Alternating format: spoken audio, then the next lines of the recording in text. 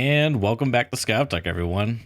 Today's episode, we'll be discussing the latest patch from Escape from Tarkov, patch 13.0.0, with streets and all the new features and mechanics and whatnot. Giga, how's it been going for you, man? You've been getting in that grind?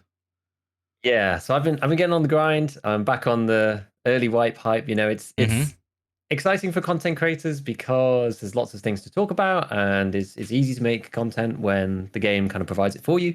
And I'm doing the thing that I did last time, which is how I enjoyed it the most, kind of combining work and play or whatever by making something daily, because there's enough to say that you can do that for at least. I think last time I went for like 10 days or something. But anyway, so it's just like video in the morning, streaming into the evening, and then repeat for as long as I can muster the energy. Because after a while, Yeah. Either the stuff becomes like harder to make. It's a bit like the content kind of goes with the almost like the PMC's level. You know what I mean? Like the first, it's just like you're like you go on what for day one, you're like level 8, and then next day you're like level 13, and then you're level 16, and then 18, and then each day you kind of like you start, maybe you only get like one level and stuff, and then you get to like the sort of 25 30s, and it's just then it starts to be the slow grind, and that's when it's kind of pulls back. So we'll keep it organic. But dude, I have had literally the single worst start to any wipe ever of all time, except maybe the very first wipe that I did. How so? I mean, at one point we were down at a 30% survival rate. It was extremely rough. Pretty rough. I had like a 2 or 3 hour period where I literally just died over and over and over and over and over. And I was like, does that survival rate include scav, or is it just PMC? No, it's just PMC. Okay, it's just PMC. So it was pretty bad. I mean, I didn't play very much scav because scav's actually pretty nice when you're making content at the moment, because the problem with scav is that it's very distracting, right? And you're like, oh, I just can do a scav run, get some stuff for free while I'm doing something else. But it takes basically between like 12 and sort of 20 minutes to get in on the scav on pretty much every map. Like some maps, sometimes they're a bit lower. Like maybe you can get into customs in 8. It depends on the player traffic volumes, and because we can't see it as a player, it's very, very hard to know. And I think there was some people speculating, and I had this thought as well of a potentially good idea, which is scav on a random map. Like I would be willing to help balance the queues. Yep. By saying, just put me wherever. If you put me wherever is the shortest queue, which would be really cool. But unfortunately, we can't do that. So yeah, usually for me, it's about 15 minutes to get into any map, in factory included. So that's actually quite useful, because it means that I'm not tempted to just constantly be like poking the scav button while I'm supposed to be making videos and stuff. So I see. So it's pretty much all PMC so far. And oh my god, dude, it was so bad. It was like the classic Tarkov thing, right? It's like you don't wear a helmet, you get shotgunned. You wear the Ratnik, someone clips you in the jaw. You go, I've only got a TC2000 left, but at least it's class 4. You get hit in the ears. Like the one time I went fully geared, I got lower naped by a guy who picked up BP. I was like, honestly, it was just like thing after thing after thing. It was crazy, and like everyone I played against was just like god gamer. I like had a fight. Oh yeah, sure. Yeah, just like like early fight on customs across the river over by the junk bridge. Right, I'm on one side and the other guy's on the other, and he just like snipes me out at head eyes with 9mm PST out of like an MP5 or something. I'm just like, what the frick? Like I'm just like getting my aim on, and he's just like, snap, you're dead. And then I had one in the fob on woods where I was like opening one of the crates. It's the the section where there's it's like quite tight, and there's like lots of little medical bits. If you're coming from Sawmill and you go to the Emacom fob section, you go through these like barricades, and just to your left there's like a big crate, big wooden box that you can open. Does that sort of make sense? Like if you're coming, which Emacom, which map on woods? So this is woods. Yeah, this is woods. Oh, the fob station, the big one, the new one. Yeah, the new one, exactly. And if you're coming from Sawmill side, and you go through like the big concrete barricade bit, and you go around to the left, there's like a couple of containers with medical stuff in it, but then there's a big wooden crate, and it's near the outside perimeter wall. I could hear somebody trying to jump. And I think I saw this clip. Did you see it? Yeah. And was it in your video? Yeah. I took like one jump to have a look over the top, and literally the guy just motioned me through the head as I jumped. Like I didn't even it's not like my feet even clipped onto the thing and I was like stood there. Like I literally just jumped, didn't clip onto it, and then went down again. And like with the small amount of desync, it was like I went up, I went down, and I died. And it was like, what is going on? So yeah, the first day for me was absolutely horrendous. It's just like you see on Twitter, people are just like, yeah, we played, 11 raids and survived 10 of them, and we're level, whatever. And I was like, I actually like. Normally, it doesn't bother me. I was like, I actually feel quite bad. People coming in chat being like, so are like any of the quests different? I'm just like, dude, I've been playing for like 5 hours. And I'm I've only still on the completed the first introduction. quest. I Yeah, was like, I only completed the introduction. I was like, that's I need funny. a TOS. I need one more 133 because like I just can't buy it off fence. And every time I come back, he's like not near cooldown. Dude, it was just like the worst of times. But we managed to pull ourselves out of the hole a little bit, and we're grinding back. I mean, the survival rate's still at 50%, so it's not amazing. I think it's But good. it's been a bit of a struggle. But I think we're now on a bit of a roll now. We've got some quests to focus on, so it's not too bad. Have you played at all? Have you played like at all? Have I you think played I like got vid or 3 raids under my belt. okay? I probably have more time in offline raid than I do on online raids. Unless you include queue times, then maybe it's about even. Yeah. Was that on? Well, where did you play? Did you play Streets? Well, yeah, I went streets like just right the bat. I mean, it's a tradition for me to bring out my best gear on the first raid. Like the bear gets the class 4 armor, the Ratnik camo floor helmets. You get the RPK. About 90 rounds of BP. Grizzly. All the full yards. But it was a shit show, man. I brought all my nades too, all 4 nades. It was just like I was getting 40 to 50 FPS, dude. Oh dear. Yeah, it was like really bad Giga, and I was really bummed out because I mean, okay, I had to put in perspective a little bit. I was streaming it, and I know like Lighthouse, for example, if I stream Lighthouse, whether it's through Discord or OBS, it just doesn't perform. It's not a good experience. Like it's on that line of being bad / acceptable.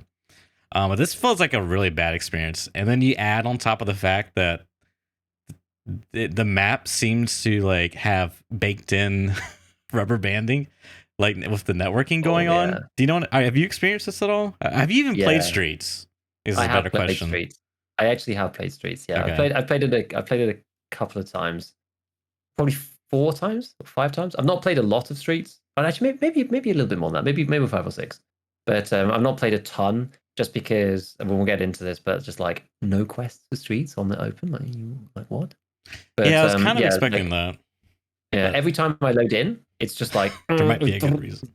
Like I literally just can't move at all for the first like 20 seconds, and then occasionally you get like a like as the network like super stutters or the server's like lagging or something. I'm not sure.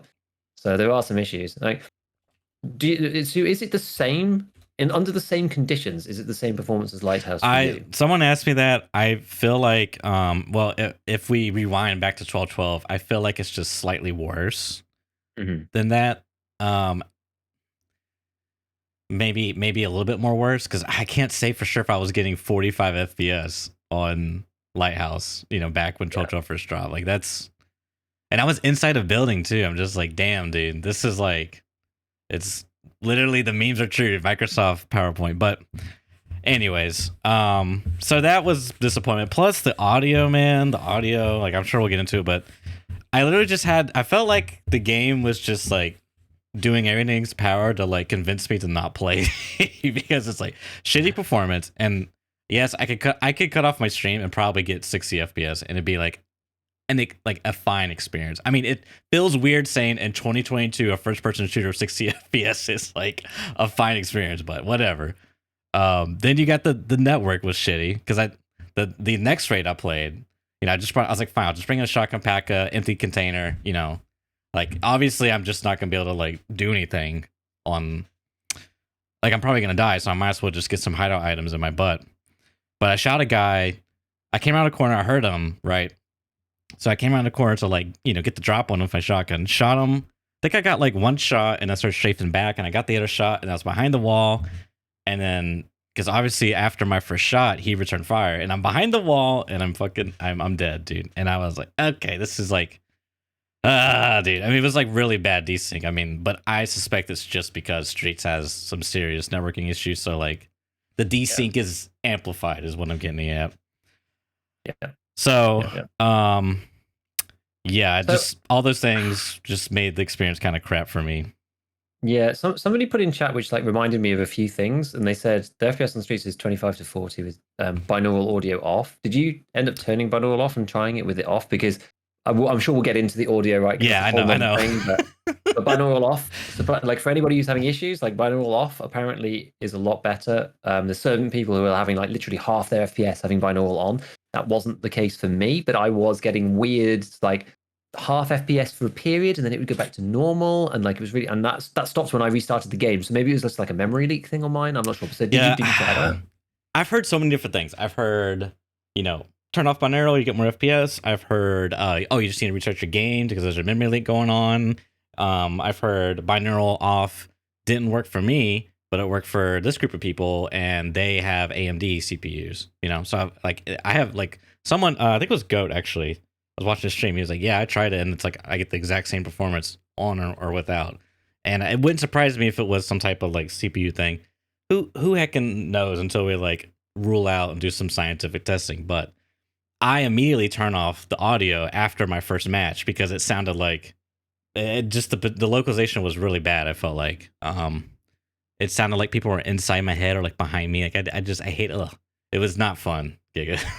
Yeah, yeah. I mean, yeah. I mean, we could talk about the audio now. Then, I mean, I still think that there is an element of us having to relearn. Yeah, totally. I Good can sound totally see system. that.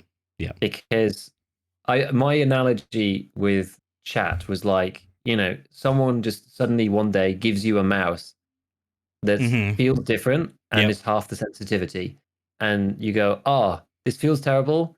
Like I'm not getting anywhere near the same KD that I usually do. This new mouse Right. sucks." And Right. it's like, okay, well, not necessarily, right? The new mouse is different. You're not used to it. You have to take a step back to then take a step forward.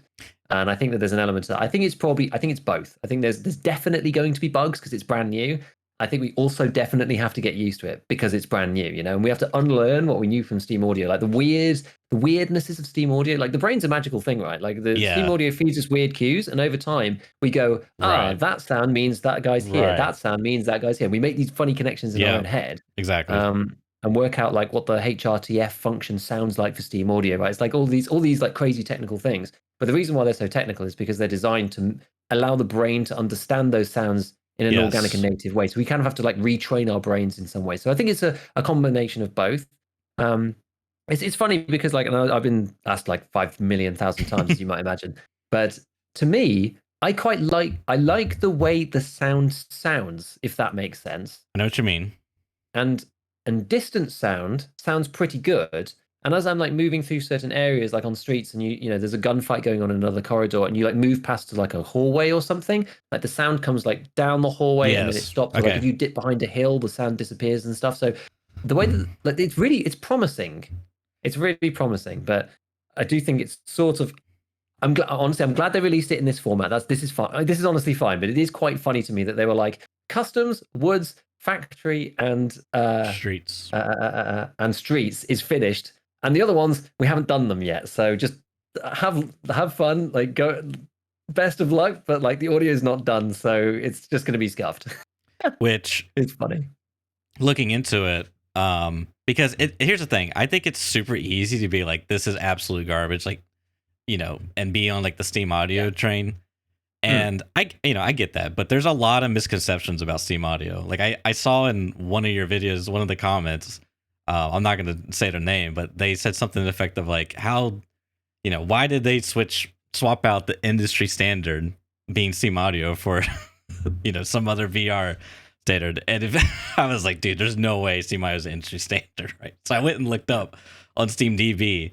And literally, like the top 4 games were all Steam games: Dota 2, CS:GO. This is like showing you, it's like Steam DB tech, and it'll show you all the games that are using this tech, that being Steam Audio.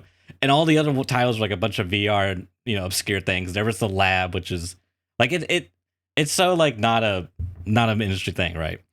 And it's like, I want to give this the benefit of the doubt. Like, yes, it's Oculus VR, but when you think about it, it makes sense for them to develop something like this because VR, like that's where you would want audio cues and space. Like you would want to have really good audio, because when you turn your head in the real life, you want the game to reflect that. You got to render this 360 degrees around you, blah blah blah. So I think it's got a lot of potential. And I looked at the documentation, and this is on Oculus site related to, I think it's just because they have one for Unity, but that's more technical, specific to Unity, like how to, turn this knob, flip this switch. But the general documentation for it, they have a couple cool features, which I think is one you were just describing. And I believe it is probably audio propagation. And it provides real time and occlusion simulation based on game geometry. The goal is to provide accurate audio propagation through scene with minimal setup. You can tag the scene meshes that you want to include in the simulation and select the acoustic material for each mesh. It models both indoor and outdoor spaces. It can do asymmetrical spaces. It isn't because there was a line later on saying it's like it can't handle multiple layers, if you will, I think. Right. But it can do that effect where there's a gunshot down the hall and it can reflect off one surface, and that surface could be tagged. I think this is like a very, scuffed way of describing it.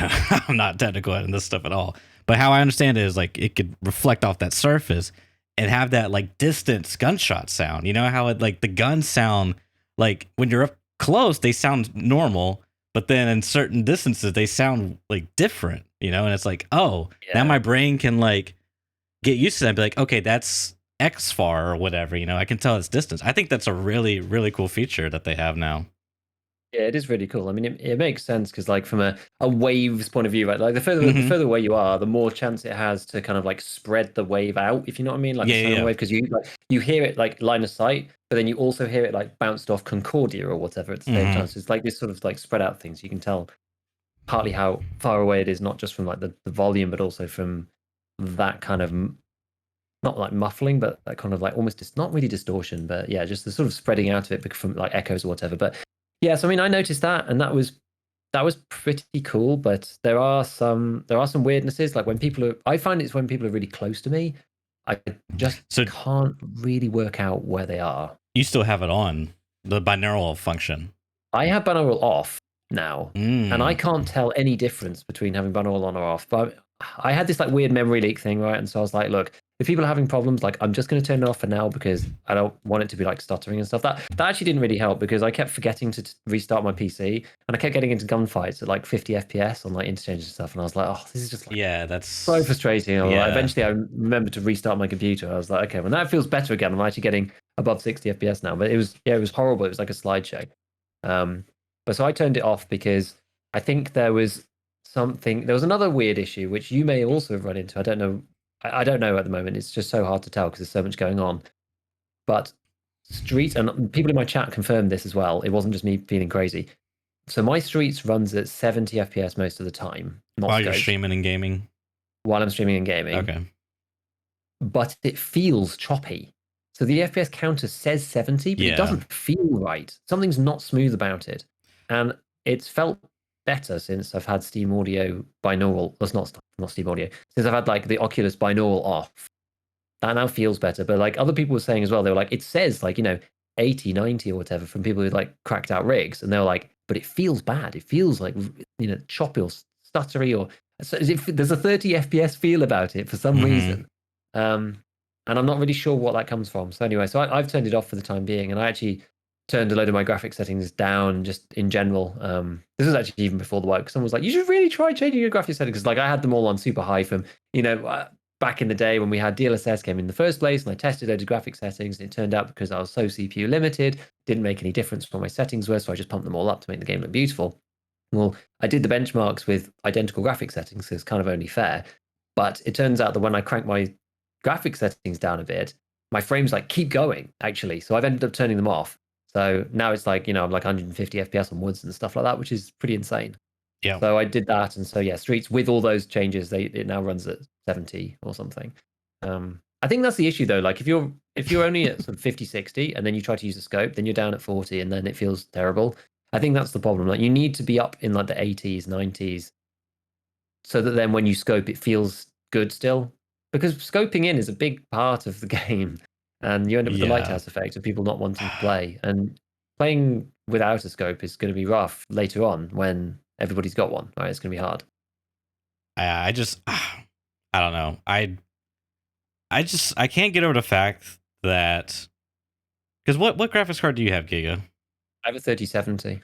Okay, and then you probably get like what 20 to 40% utilization, maybe a bit higher on like certain maps, up in the 80s. Usually, I mean, it used to be on. I haven't actually looked recently. It used to be around 50 or so. It depends on what I put my graphics settings to. I still need to fine tune it. But on my old machine, I managed to get it up to like 80, 90 by sticking all the settings up really high. Yeah, So but I'm you're not. probably only 50, 60 now, I would think. But when you do that, you don't actually gain frames, right? No, You no, just no. lose. It just makes the game look nice, right? It used to stay the same and make the game look nice. I haven't done extensive testing with the new CPU, so I'm not sure yet. But And that's like just my foot. Like I can't do like the settings are virtually useless to me because I literally can't increase my FPS, dude. Like, have you tried the FSR? No, I have not. And that how, but like, how would it help me? Because the only way it could help me is if it could like I need to offload my CPU to my GPU, but the game has to do that for me. I can't just like flip a. You know what I mean? Like, why is the game hogging 80% my CPU, dude? I'm really frustrated because my GPU is just sitting at 40%, and it's like I can play any other game, and it will use the GPU close to 90 in like most scenarios. Like I cut it on 1440p, blah blah blah, medium. But it's like, why won't the game fucking use my GPU, dude? I'm at the point now where if I want a good experience, Giga, I have to take a, arguably good experience, but because I did some stuff and I dug around, did some research, and I got it to around like 55 FPS on average, maybe like 50. So I'm like fluctuating between like 50 and 60.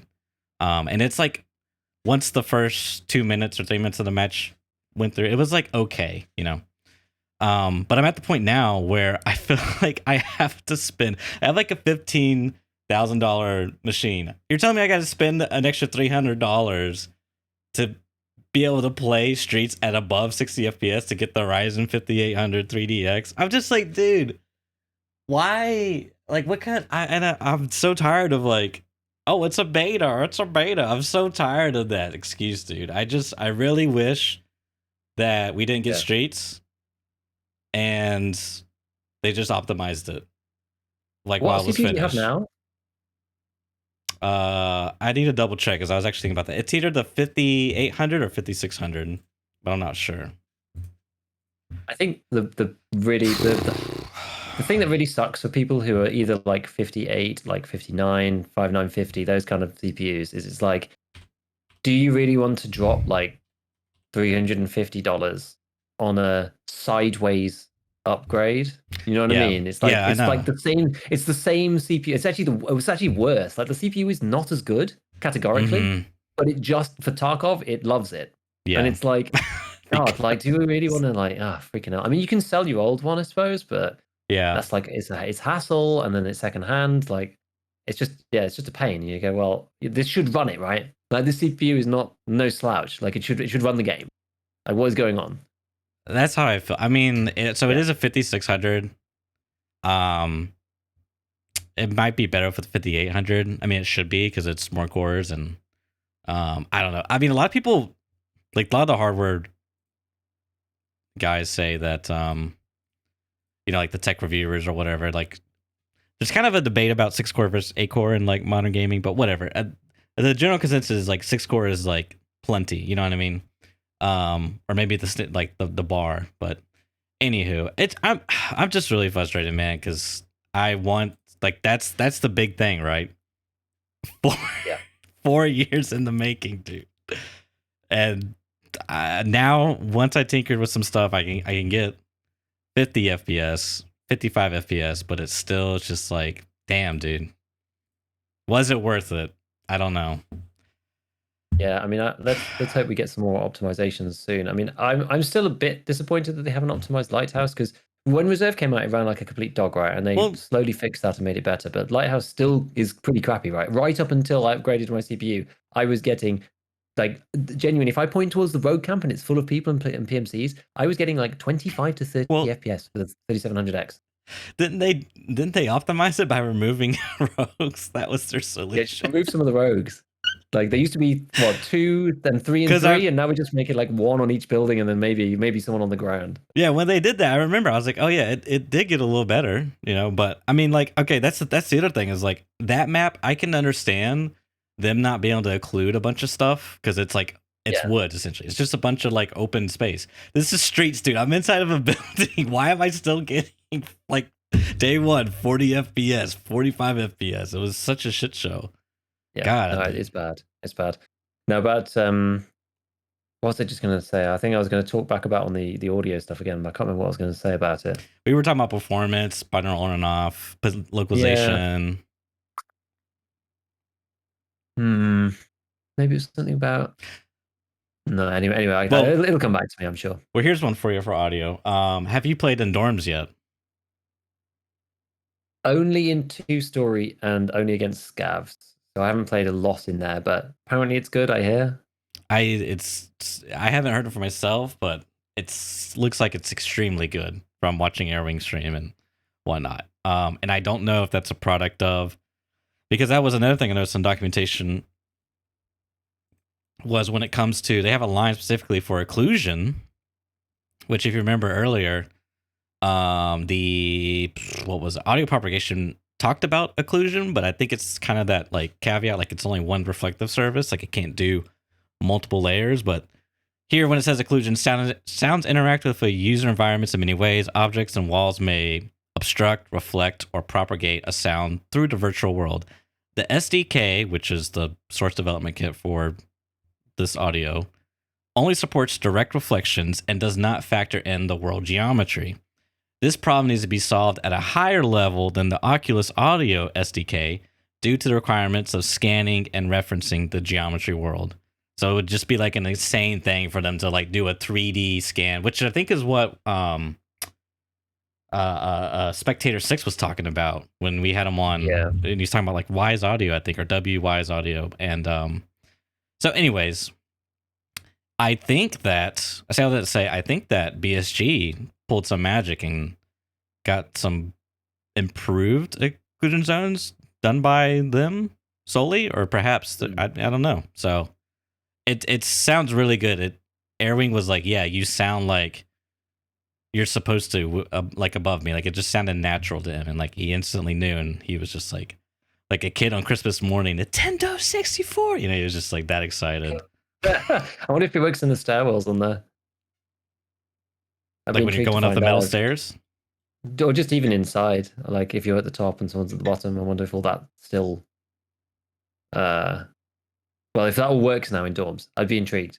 Yeah. Intrigued to know. It does seem like it works with open bodies of space better, but that's only like horizontally so far that I've seen. So I don't really know. I mean, there are definitely some bugs. Like I've said to people in chat as well, like tons of people are coming and be like, the new audio sucks. Like this is not it. Like no, it's rubbish. Blah blah. And I've said, look, we can be critical on the maps where they've said it's complete for now. The first iteration is completed, and they're night testing it. And I've definitely had some like questionable moments. There's one I was showing on stream earlier because we had it on the streets. Ran into the Pinewood Hotel. And maybe there's like another scav that just voice lined or something. Maybe, I don't know. Like it's not impossible. It's impossible to rule out all the things. But I run in and a scav shouts from my left, and I'm not really paying attention to like the right side because like I hear that very distinct voice line of the scav shout. Like when they see you, they're going to shoot you. So I run behind the little barricade thing on the inside, like this kind of like cheating kind of stuff, and turn because like waiting to think like, oh, do I hear footsteps? Am I going to pop out? Whatever. And then I just get bang, bang, 2 shots of PS from right behind me. And it turns out the scav, and I'm pretty sure, like I've had a look around, like there's, maybe it was above, like there's no windows, right? They couldn't have seen me, or I don't know. The scav, I'm pretty certain, was on the right-hand side behind the receptionist desk, but it was really dark over there. And because I heard the voice line as I ran in, I focused all my attention over on the left side and like just completely didn't see that on the right. So I just get shot out of nowhere, and I was just like, oh yeah, there was a scav there, but like it sounded like it was coming from the left. And like I had another couple of PvP moments where it's like I think they're on my right, and then they're actually, or like I think they're in front because like I'm trying to look at them to shoot, and then they shoot me from the right hand side. And I'm like, oh god, it's like so weird. And I don't know. The left and right one in the Pinewood Hotel is 100% wrong if it came from that scav. The other ones are arguable is like maybe I just need to get used to it kind of thing. But the Pinewood one is just like it's a clear left audio, and there's a brick wall and a door at the back, and there's no scav there. Like maybe he was upstairs and it sounds like he was next to me, but streets should be finished for the audio, so that shouldn't happen. And then I get shot 2 shots from the scav on the right. Let me ask you this: was that pre binaural off or post? Oh wait, I think that was with binaural on. It was quite early, Okay. so I think I had binaural on for that, I believe. But I've now turned it off, and I haven't had any other weird moments yet. But maybe I'm just getting used to it. I haven't had that many other like super close range fights either. I don't know. I'm not sure. Yeah, I'm not sure. I'm just like, from that first initial experience, it just sounded really, everything sounded really off. That was the other thing that was actually very confusing when I was reading this. I'm probably gonna have to like try to DM Spectator 6 see if you can help me. But they were talking about with when it comes to spatialization, which I think is the HRTF function, it transforms monophonic sound sources to make them sounds that originate from a specific desired direction. And so I was like, okay, what does monophonic mean? And it's mono sound, like a single channel, not stereo left and right audio. So I was like, okay, that's really weird. Like, why? That doesn't really make any sense, because wouldn't you want it to be stereophonic, like stereo, like the source to be stereo and then have it balance into the right ear? Well, maybe what they mean is like, maybe, I don't know. I mean, this is a complete guess, right? Sure. Maybe they mean all audio is monophonic because it's just a point source, and when it hits you, you're just a dot. Mm-hmm. So, but instead, it's doing the like louder in one ear, quieter in the other. Very small time delay between the 2 ears. To like help your brain, give your brain the cues to turn it into a stereo sound, using that kind of VR concept. Because this is the thing I was going to say. I have an Oculus CV1. So yeah, it's definitely very, very important to get the audio right. And the audio on the Oculus was always very good when I used the Rift and like with a couple of cameras. I haven't played around with it for ages. I've had it for 3 years or something now, and the res is pretty low, and VR's kind of like not really taken off. So it's kind of collecting dust a bit. But it was great fun. I had great fun with it for probably about a year, and before getting a bit bored of it. But yeah, I can see why it would be a good system potentially, because they definitely need something like that to keep your brain tricked in the simulation, if you know what I mean, right? Like, because anything weird, like in VR, it's almost like more important, because any like weirdness kind of makes you feel a bit for sure sick and stuff. Yeah, especially visually, but like audio too. I'm sure helps like keep the brain in tune. It's like you have to make sure the brain's happy, otherwise you start feeling really quite unwell. So yeah, I don't know. Like, I can see why they've done it, and as a lot of other people who came into my chat said, I don't know why they've changed it, blah blah blah. And it's like, well, they hit up against roadblocks that they just couldn't get past, right? Like, we've got this, and somebody was like, I'm missing my UAV pings from Steam Audio when people are opening doors and scavs in the distance. I was like, yeah, it is quite funny, isn't it? Just like the 100-meter scav, just I'm over here, then you know that there's a scav there. They're like, I'm missing my UAV. But like things like that. So that in that particular issue, I think Nikita spoke about that and said that they were waiting on a fix from Steam Audio for that, but they're just a client to Steam Audio, right? They need to submit a bug report and wait for it to be fixed, because they've no agency over the program. Yeah, and Giga, like you have to back me up on this. You play Dota 2. You've been around Valve. You know how Valve is about this stuff, dude. It will take them 10 years to update something, like a long forgotten app, and they'll, update some random bug that someone reported like ages ago. Like, there's a saying like Valve time, okay? It's like unprecedented when it comes to them. So it's like, to me, it's kind of not surprising that they had that issue. And I believe Nikita on that, because it sounds totally reasonable based off Steam.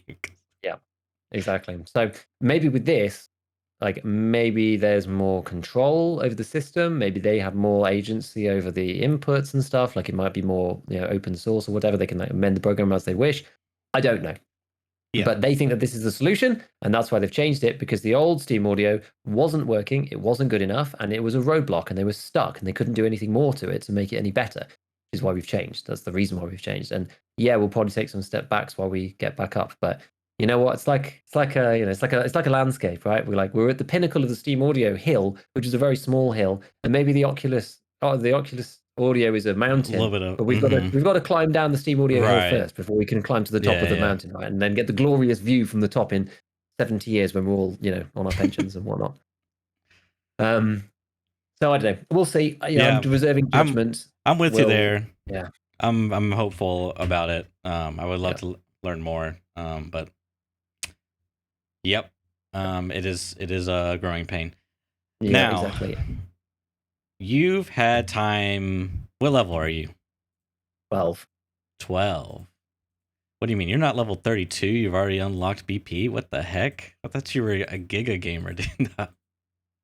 So I was really hoping I'd have the flea by day 3, honestly, but yeah, I got set back so much that it's just is what it is. Like, dude, I played the first day from 3 p.m. until 1 in the morning, and I got to level 7, which I thought was actually pretty poor, to be honest. I got stuck at level 4 for like an eternity. yeah. I was Well, like, I I mean, played like 6 raids at level 4. yeah. And If you I was like sneaking in like 17 XP, 20 XP. I had like 500 XP to get, but I just kept getting shot in the head by like other players. It was That's the insane. thing. When you die, man, you get like no XP, and you got to think about the time you spent getting up, the time you spent loading into raid. Okay, you like the ratios there can't be good. So even though you played however many hours, 18 hours, how many of that were you actually in the raid gaining XP potentially? Yeah. And PMC queues were still like 6 to 8 Right. minutes on day 1. So scav queues are still crazy, but PMC queues like they've gone back to like 2 minutes now, but they were like 6 or 8 minutes. And then you go like 20 minutes or whatever, and then you die, and you're like, "Ugh, I'll do another 10 minutes of queuing after loading up." Yeah, it was bad. So yeah, I'm level 12.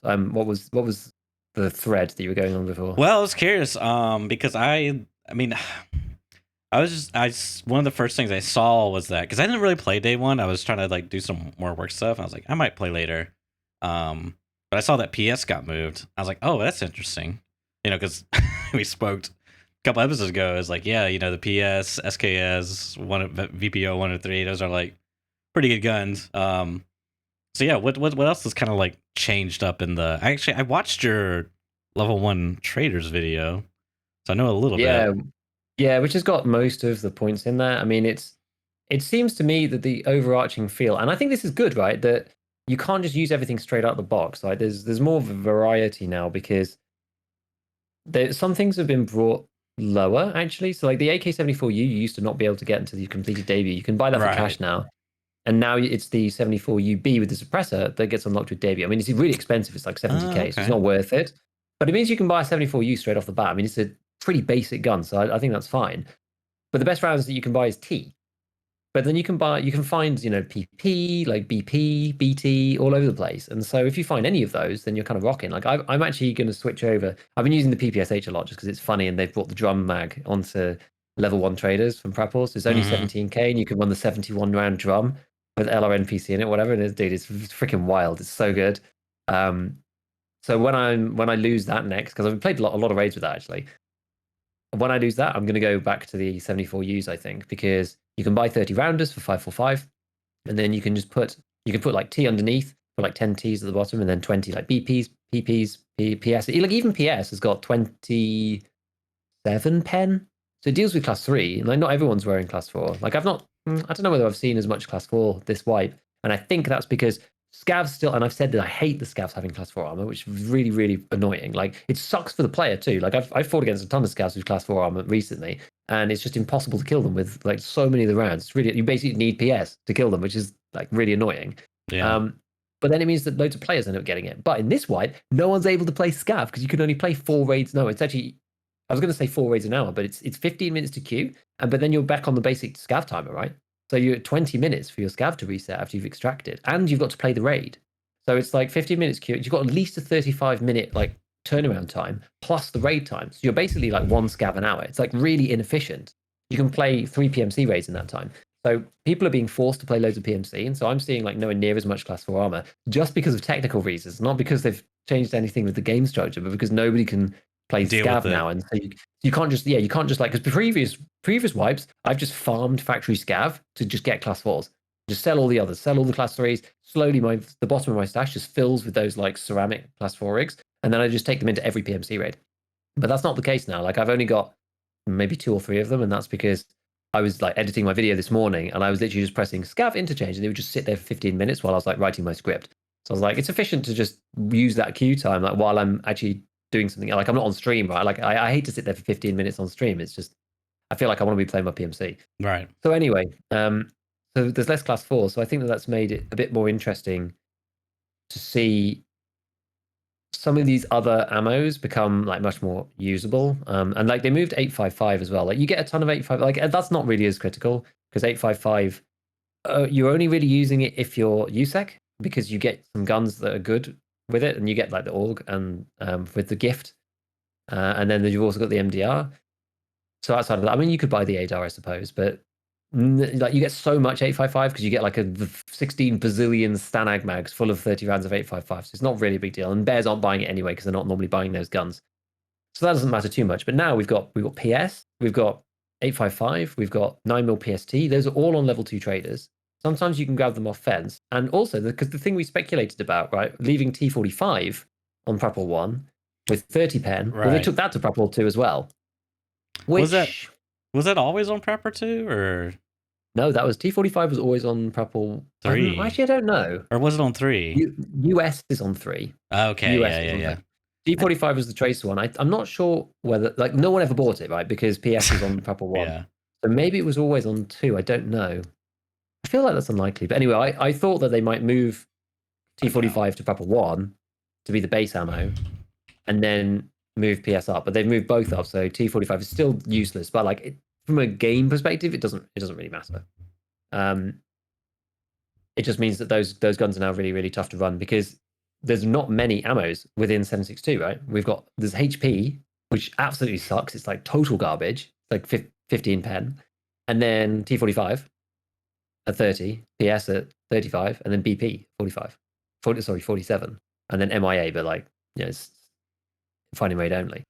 So that caliber's like much more limited now. So you have to really choose between like, if you find some PS, now you can use those guns. If you don't, then you either have to choose something else, or you can run the 209 with the 366 ammo, but that's got way more recoil, and the pen's only 30. So it's like using a 136 without the stock with T45, but you can buy it from the traders. So it's like, there's lots of choices. I was seeing an interesting woods meta. There was a lot of people with SKSs and like PSO scopes on it, but they had a bunch of HP ammo, which I was like, okay, that's kind of interesting because like you basically trade, armor pen for a high powered optic and a rifle, because and the accuracy that you may get with that. I mean, I don't know the stats off my head, but I assume the SKS is probably more accurate than the 366 rifle. I think so. Yeah, I can't remember. I think so. So yeah, I mean that's potentially interesting. You shoot them in the leg once because like no one's pre-pained, and then you can take free shots. Or you just go for headshots.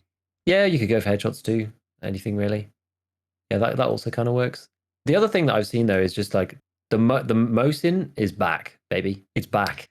Like they've moved all. It is back, dude. It's back. Like they've moved all of the high tier round, like all the good pen rounds are now like hard to get. So everyone's using the Mosin. So many people using the Mosin, and so many people are like, it's because it like synergizes so well with getting Sniper 4 for the quests later. People I get are like, that I feel like I want to use it. Like, and then anybody who's got class 4, you just like rip them through 2-tap. Like, it's no problem. So armor's just not a big deal. 2-tap, like if you miss once, man, like your time to kill is like pretty high.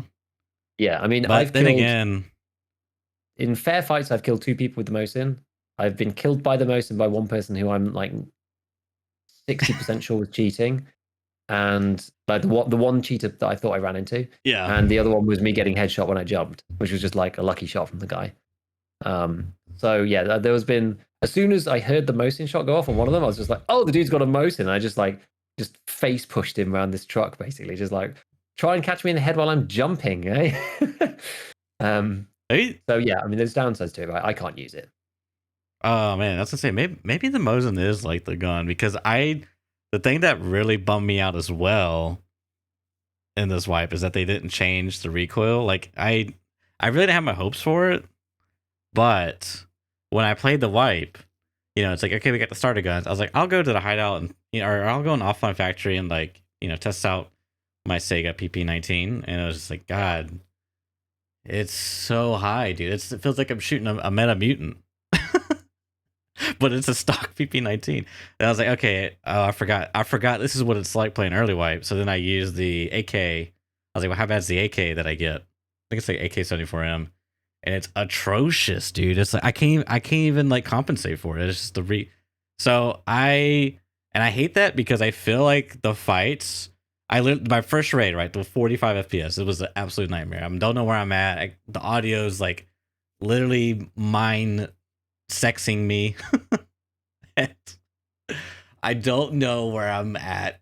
I got choppy frames, and I hear this player. I don't know what it is. I shoot at him outside the window, didn't kill him, of course. And then he's like giga chatting me, dude. He's just like jumping the windows and like trying to look in and like doing all these like giga chat moves. I'm like, dude, I haven't played in like 3 months. I am not ready for this shit, and I got everything in the world going against me at 45 frames. So eventually, I just like was like, fuck it, dude. I'm not gonna win this. Like I'm gonna lose eventually because I'm at a disadvantage of my 45 FPS. So I just try to like scurry out the back. And then I just like ran across, and so I hear him coming, and I'm like, okay, well, we're gonna have to fight. So we fight. We both spray each other. Each of us miss. But then he like jumps and repositions by a tree. I try to get behind a tree, and then I go to peek, but it's all choppy and shit, and I just get one tapped. I'm like, okay, yeah, that's. It's like I feel like that's the. And I've all of my raids I've died. I've played 3. I survived 1. The 2 raids I died, they were all headshots, and it was one shots, right? And I feel like that's the pinnacle of like what the combat is like, is whoever gets the lucky headshot wins, dude, every fucking time. It's because it's just like you can't control this shit, man. And it's always just like, oh, he's dead. Exactly. Okay. Look how good I am. Exactly what I was talking about last wipe. I said exactly the same thing. Like I was shocked going back to early wipe how it's just all headshots all the time. Yeah. Like it always seems to be like that in the early days. And I don't know whether it's because people are like, they know that their ammo sucks, so they're trying for a headshot more, or they're changing. I don't know. I'm not sure whether it's just a random chance and just whoever hits the headshot wins. I don't know. But I'm not really sure. But it sucks because it's like if you try to single tap, you're losing out on the advantages of full autoing. Oh, definitely. Like as far as recoil control is concerned, and if you full auto, you're basically wasting half your mag to get to like the point where you can actually get on target. It's like it sucks, man. That wasn't like top. Like I said, I wasn't anticipating the recoil to be changed, but like because everything else kind of felt like already put me in a very sour taste, that also was just like also salt to the wound. So I'm pretty bummed about that. Yeah, I thought he was going to get tweaked because they haven't changed it like literally since 12.12. I mean, it was possible, but it wasn't like on my it really wasn't on my list of like, yeah, this will probably to fix the M4. Like it's so stupid. It's just bad, dude. It's so dumb. It's so high. Like it just doesn't make any sense. Like we're gonna have another BP meta again, though. I don't know where it is in the queue, but like eventually people are gonna unlock it, and then it's gonna be BP again. It's just a shame. Like, yeah, I don't know. I've kind of like just lent into it this time, and I feel like it's sort of working. I got I actually ended up with a PP19 from a bear this wipe, and I was like, hey, I'll run it. Like he had like OKP7, like the little nice glass with the chevron in it. And I quite like that optic, and like I don't have one at the moment, so I was like, let me just run it. And I had some really good raids. Like I had killed the 2-man on woods with it, and but it's just that thing. It's just like aim at the head, just PST them. And because I do have some MP5s, but I've sold all of my regular MP5s because it's just like the RPM is just slightly too high. It runs out of ammo slightly too quickly, and it just jumps a little bit too much at the beginning. Whereas the 19 feels like much more stable. You only need to hit one. Yeah, you only need to hit one headshot, right? It's not a time to kill thing. It's just a get a headshot and you win. And like no one's wearing a face shield, so that's it. You just win. And so the PP19 felt really, really good actually, which kind of surprised me a little bit. But yeah, it's the headshot meta again. I mean, so did you play Streets just the once? I've only played Streets. I haven't got Woods yet. Streets 3 times. Yeah. Okay.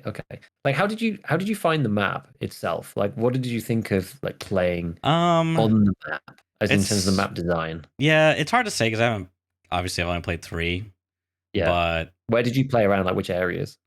the area where it was in the original trailer where they're like walking up the street and Hmm. it's like it's opposite of the hotel, Yeah. like that complete opposite side. That's probably like the most area I've played in. Um, yeah, I don't know. It's okay. I don't really. It's hard. I could give you a better opinion if I could play the map more Yeah. often Yeah. and have better performance. Probably gonna give you a more unbiased opinion. So, Indeed. Well, the thing for me, at least, was so my experience so far about it is that I honestly think the map is like brutal. I think the map is super brutal. It's almost like the opposite of interchange for me. To the same extent, it goes full circle, right? Interchange for me is really tough as a solo because like you can't really flank, and you can't really like, or you can flank, but like it's hard as a solo to like escape because you can just get like locked down by squads and people can just control whole corridors and you just get yeah, like really trapped, right? very good squad map. Yeah. Streets is like it's like the other way round. Like it's so open and so flat that you can't flank and you can't escape, and people can lock down entire streets. And I had like there was one spawn in particular where I spawned in a shop in along the middle of the road, right? There was only one way out of the shop, and it is through the front, through the glass. So you have to shoot the glass out to get out in the first place. So I shoot the glass out, and then it's just all scavs in the middle. Like I could just hear like multiple feet running. Yeah. And where am I? I'm like, look around, and it's just all completely unopenable shop front like doors. Can I go in this? No. Can I go in this one? No. Can I get like, well, okay, well, maybe I go over to the foliage. Oh, one on Suka. Bang, bang, you're dead. I'm just literally stuck on the street for like 20 meters either side of my spawn point. Like there's no cover. Like there's nothing I can go in. All I can do is hide in the original shop that I start in, Which and there's nothing is else.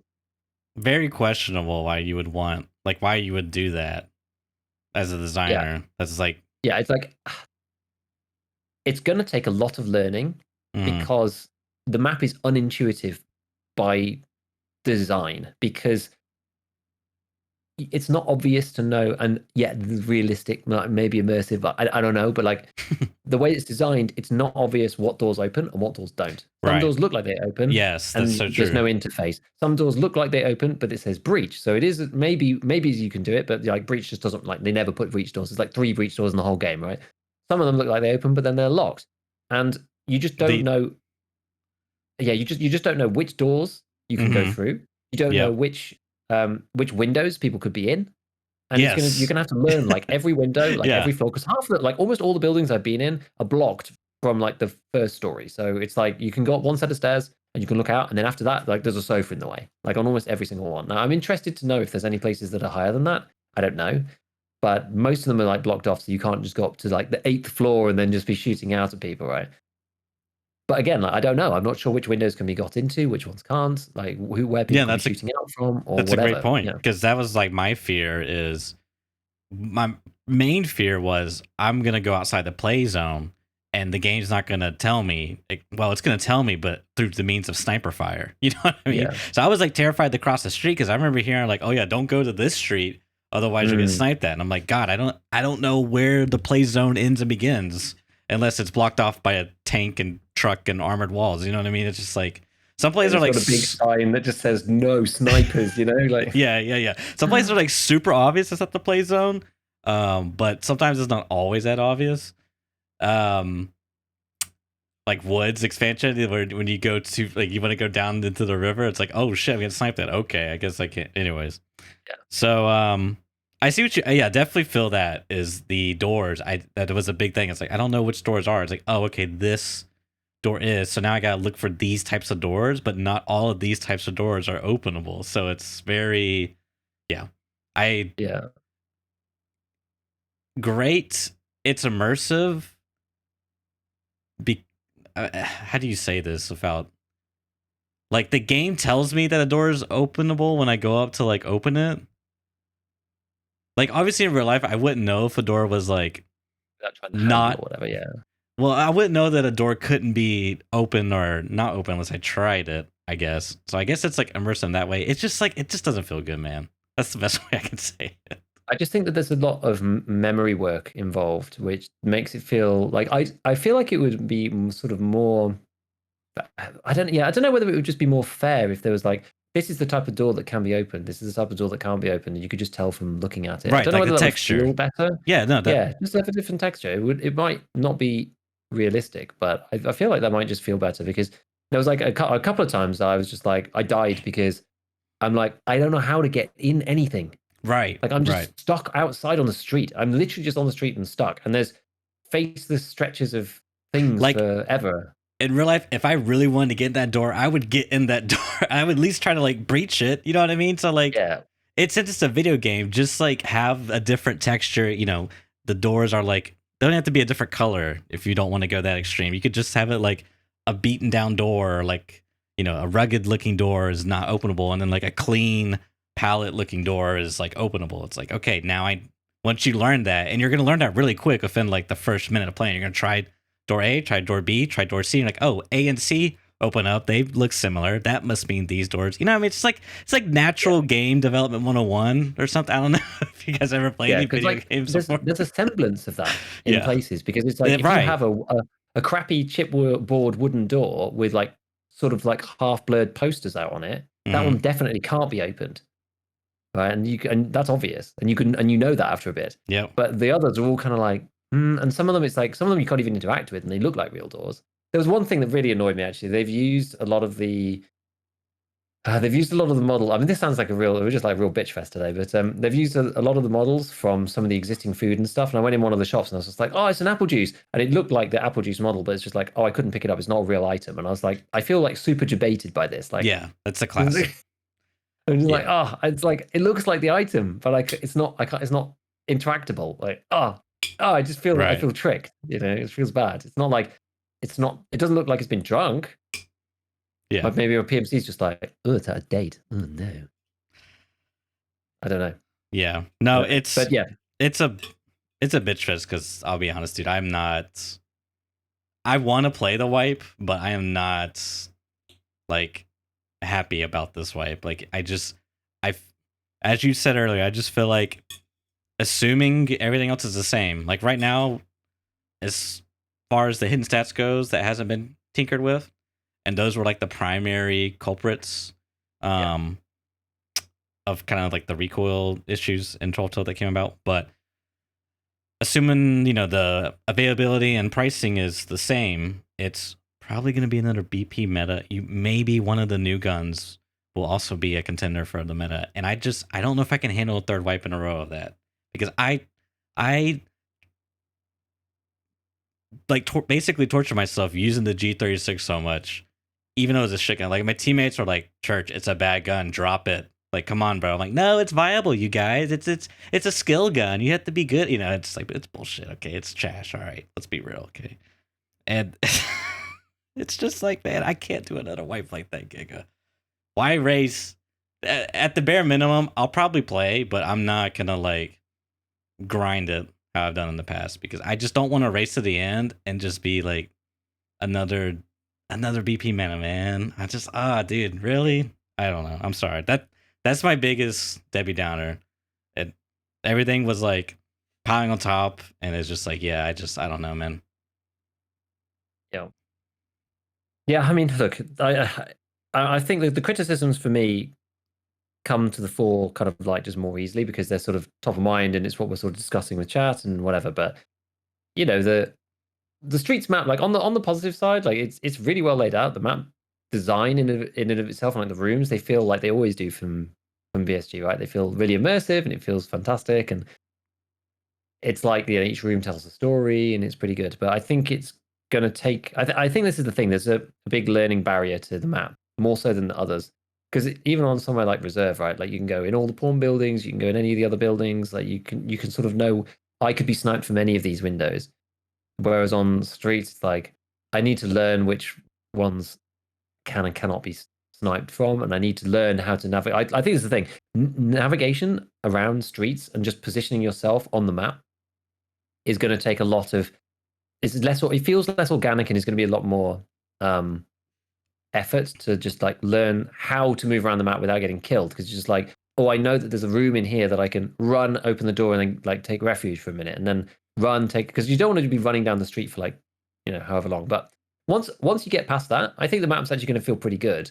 I think that I'm even more incentivized now to like play the map more so that I am not behind, because something like Reserve, something like Lighthouse, you could kind of learn later, and it was not really that big a deal. Like Lighthouse, especially, I actually found was pretty chill a lot of the time, whereas Streets is really going to be sweaty. Like people are going to, especially if the spawn points are like on the other one. I don't know how they are yet precisely, but I can imagine some of these spawn points are going to be bad.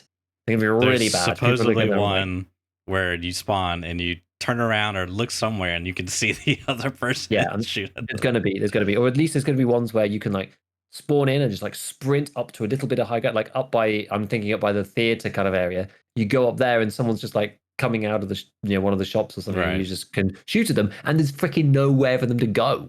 Yeah. Like, there's definitely going to be situations like that. But I don't know. I haven't explored all the map yet. I haven't really been around like the Pinewood Hotel and all those kind of places yet, which is but it remains to be seen. There's a lot of the map left to explore. I feel like there's more. Maybe there's more to explore than Lighthouse, and we're going to get continuous expansions, as Nikita said, full streets. So we'll see.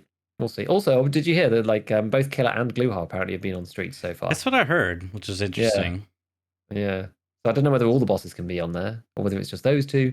I don't really know. But I think lots of shenanigans are going to go down on streets. We're going to just have to see. But it's going to take a lot of learning, honestly. Like, it's actually going to be a lot more work than the other maps to be proficient, I think. So what should we move on to next? I do think, I don't know. I don't want to complain too much. Should we talk about like Lightkeeper a little bit? Yeah, I was thinking that. Yeah. So that's actually fun. Well, so that was the first thing I did day one. Is I went offline mode. I was like, I want to go see the Lightkeeper, because that was the one thing on my list that I wanted. And they teased us like, okay, surely he's here, guys, surely. So I went there, and okay, I'm warning, spoilers. If you don't want to be spoiled about Lightkeeper stuff, skip this section. I'll put a timestamp right here, right now. Okay. And then, skip to that section there. Okay, whatever. Audio listeners, sorry, you're cucked. You just got to fast forward anyway. So the bridge that leads to the Lightkeeper Island is just filled with claymores, as I found out. At first, when I walked there, because I'm in offline mode, mind you, no AI, I was like, oh crap, did I actually turn on AI and Zerachi's got a GL? Like, I didn't know what was happening. It's just getting blown up. Then I saw, I was like, oh my god, there's claymores here. And it was very frustrating, because I was like, okay, well, it's classic BSG. They got me, It's like, okay, I know, I gotta it's BSG. They're gonna troll me, so now I need to go on the sides where it's more dangerous, and it's like that will probably be the path. But no, there's claymores on the sides where the barricades of the shore are at, which is weird how that even kills me. But okay, whatever. So then I just it took me 5 attempts, dude, and it was God, they are such trolls, man. There's one claymore, so once you finally navigate, because here's the thing, you can't shoot them, which was my first instinct. Thank you, Call of Duty. But I was like, okay, you can't shoot them. What's the mechanic here? You know what I mean? I'm trying to figure out how do you game this, but it seems like you have to just take the damage. That's the mechanic. You literally have to peek it. You can I guess you can jiggle peek it, because sometimes that would work. Because the range on them is actually pretty far, because I guess it's an explosion that shoots out pellets, in a rectangular shape towards you, and so they fan out. But I brought a grizzly, a bunch of cheese. I had armor on. My armor got 0, dude. I had to fix my arms a bunch of times, man. Fix heavy bleeds. I used I had 400 left on my grizzly, man. I don't understand the mechanic there. What's the design philosophy other than fuck you? That just seems, because literally there's one where you're going you're on the last 10 feet to the to the island part, and I'm walking on the side, and I see the body, and I'm crouch walking, because these guys are such trolls, man. They put the claymores up on top above you under the railing, So that way, if your head's like sticking Oh, up, you'll just eat a claymore on your head. So I was like, okay, I got you. So I'm crouching. Sometimes they'll trip, but I'll take little damage or just no damage. But then there's a dead body that's on the side, on the right side, next to the shore basically, but he's on like the concrete. And there's a claymore like right behind him. So if you like stood up where that body's at, you'll you'll just die. But if it blows up and you're behind the body will just like absorb it essentially because that's how the game works. But finally made it to the island, dude. Got up there to the tower.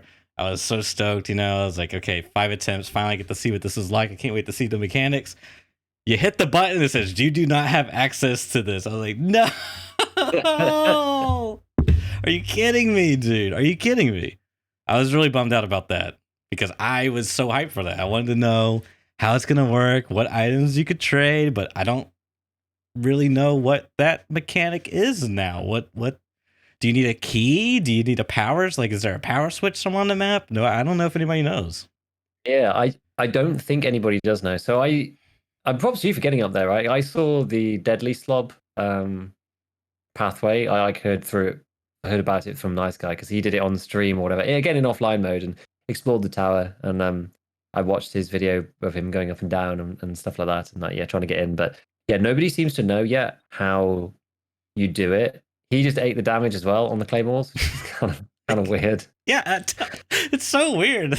I don't understand. I mean, I assume, like, I guess at some point, like, hopefully you'd think at some point maybe you weren't supposed to get through. I don't know. It does seem like there's like a path is like kind of on purpose. No, I'm not really sure. I feel like there is a path, but I don't. Yeah. Anyways, I don't know. Yeah, I'm not really sure. So, but I don't think anybody knows yet, and I don't know whether it's like a time locked thing, like a time gated thing for the community. I'm not really sure. So we'll just have to see. Like nobody's been there yet. Nobody's got the card. Nobody knows what you need to do, which is I don't know. I think it's kind of cool. Mm-hmm. And Nikita did confirm. He said like Lightkeeper is definitely in the game.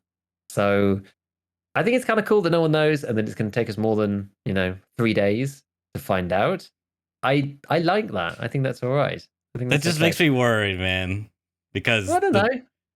Well, it's like I would rather know if in the first hour if it's going to be good or not.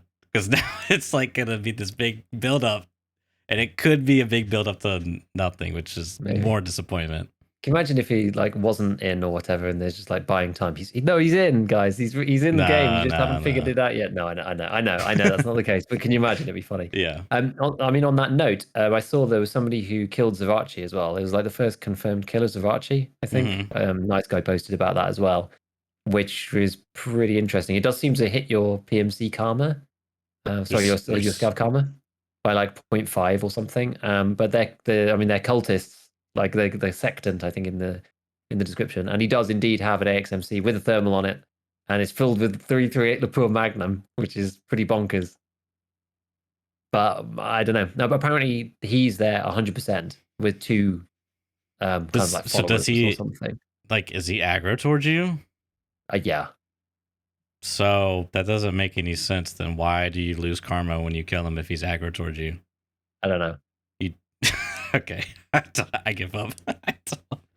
I'm assuming that there must be something that you have to do to not have him shoot at you, to get across the bridge, etc., etc., etc.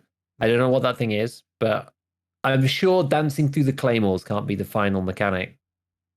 Like, there's going to be some flare or something. I imagine that maybe you have to fire them off in a certain pattern or something, so that he doesn't shoot you down. I see what you're saying.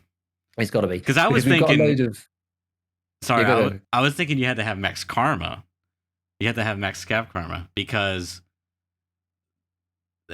and I guess that would like kind of make sense because that would kind of explain why you would lose karma, but then that wouldn't make sense maybe. Because why would he not shoot at your PMC when you have max scav karma? Like that doesn't make sense either. So I don't really understand. Anyways. Yeah, we don't really know what the deal is yet. So yeah, maybe it's flares or something else, but I'm not really sure. I mean, we do have a bunch of new high-end electronics that have been added to the game as loose loot with no apparent use so far. And we know that the Lightkeeper is a trader of high-end electronics. So it feels like those electronic components are things that he's going to want to be able to trade for whatever the things that he gives you are. We don't know what that is yet. So there's the mechanisms are there. We don't know exactly how to do it yet. I think it's a task line related thing. I think we're just gonna have to like work through the quests and get there eventually. I think we're going to be probably handheld over there in some fashion, but we're gonna have to wait and see. No one seems to be there yet, as far as I'm aware.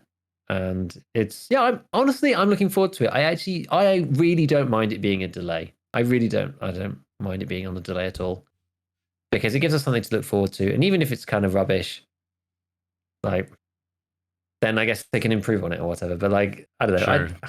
I can't imagine it's going to be like so long as you can give him stuff and get stuff back. I don't think I really care. If you get there and it's just like, can I have one electronic component and I'm going to give you 9x18 PSTM or whatever, I would be like, that will be bad. But I don't think it'll be like that. I just can't imagine doing that in a live raid. Okay, so like here's the thing: we don't know how the Zarachi mechanics work, or at least it's not clear to us on if you're supposed to kill him. Like, are you supposed to just always eat that cost of killing him minus 0.5? I don't think so. I wouldn't. Okay. I really can't imagine that you're supposed to. But I mean, I don't know. We don't know, right? And so factor that in. Factor in you have to cross the bridge where previously, it's a easy target for sniping. Factor in that it seems like it's, I don't know, it's like maybe there is some like pixel perfect path that BSG perfectly crafted, but it seems like you have to eat the cost of the claymores blowing up, potentially taking damage. So mind you, people are going to hear that. They're going to instantly know what's happening.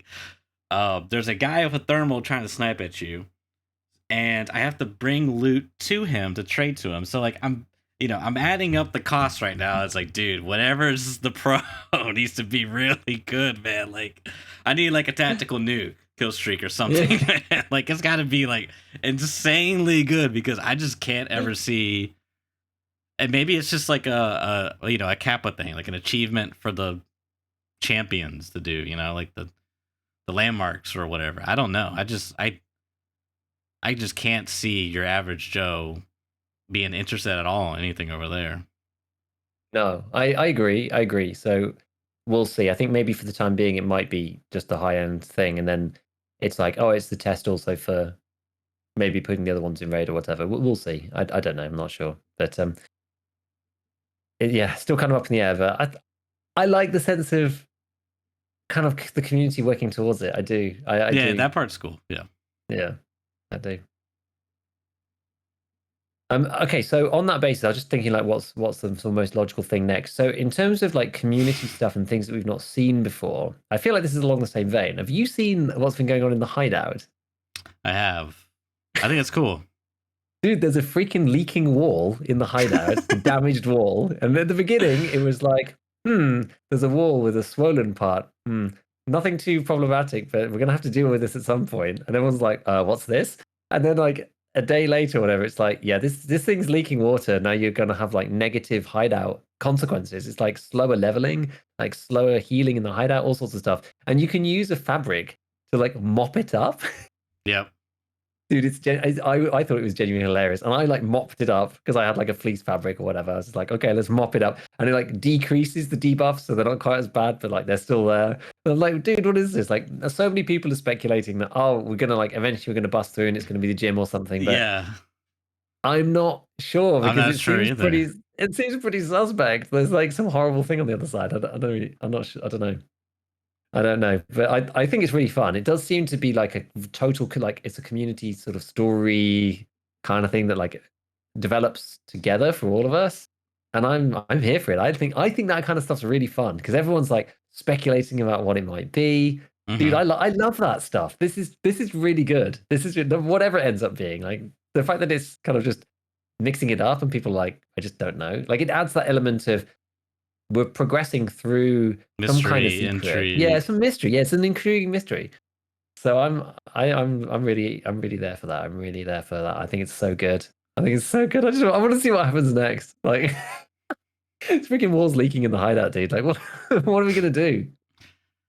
What do you think of the mechanic itself? The it's almost like a daily that if you don't complete, well, we can't say for sure because what's day 3 of the wipe? Yeah. But if it's like reoccurring every 24 hours, you know, you got to come in and mop your hideout again. And if you don't, you know, the sooner you mop it, the less penalties you'll receive. You know, it's kind of like a daily task in a way for your hideout. Like, what do you think about that?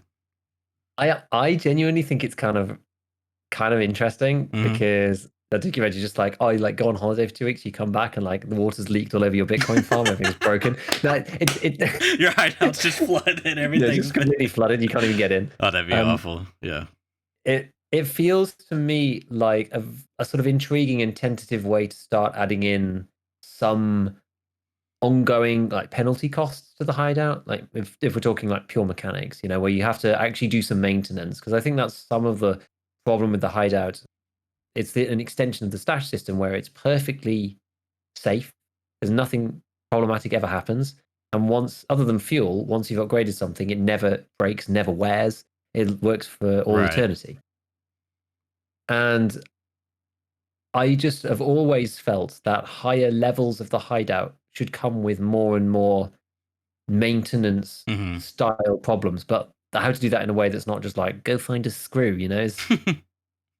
I think this might be their way of doing that. So it's a way of giving more kind of like, maybe not even just money sinks, but it's like money sink in the broadest sense, like resource sink, time sink. Like you have to go fix it, you have to go find something, you have to do something to fix it. Yeah, it's a thing to do. Yeah, it's a thing to go do. And, like, repair what you have. Kind of an indirect money sink, because if you don't find the thing, you know, you're like wasting time. I guess you could just put the thing in your container. So you, as long as you find it, so you just it's just kind of a time sink then. You might just be able to buy it from the flea, whatever it is. Yeah, it's an interesting concept though, because it would. I think it would be more interesting if you had to like. Because I was going to argue that it's a money sink because it's an indirect money sink because the time you spent finding and not successfully extracting is going to cost you on the rubles. But then I just like, oh wait, you could just hatch it run until you find it. So it's like whatever. Yeah, I mean, I don't know, like adding finding raid as a requirement for that doesn't feel necessarily that great, but I wouldn't put it past them. But I don't know where they're going to take it really. But it could be cool. It could be interesting because of that maintenance thing. Like I've always thought that if you're running like Bitcoin 3, I mean, either the fact that you run the same amount of fuel for any number of modules in the hideout never really made sense, right? Like Bitcoin 3 should be way more power hungry for a start. It's just like there's things like that can be improved. Yeah, that's why it's a requirement. Yeah, exactly.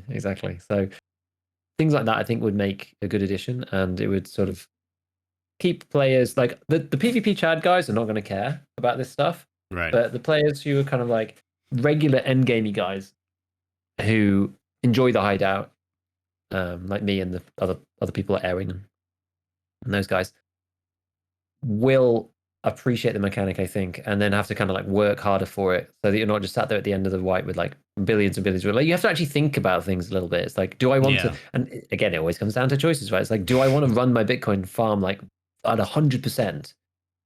Because it'll either do this or that would do be that cool if or it like whatever. Scaled with your fuel, because then you would have to like spend, like you'd have to plan to like acquire a bunch of fuel, and then you could just like run everything at 100% capacity. Yeah, can you imagine? It's like if you run it at 50%, it uses like 1 fuel an hour. If you run it at 100%, it uses like 4 fuel an hour or something. It's like almost exponential.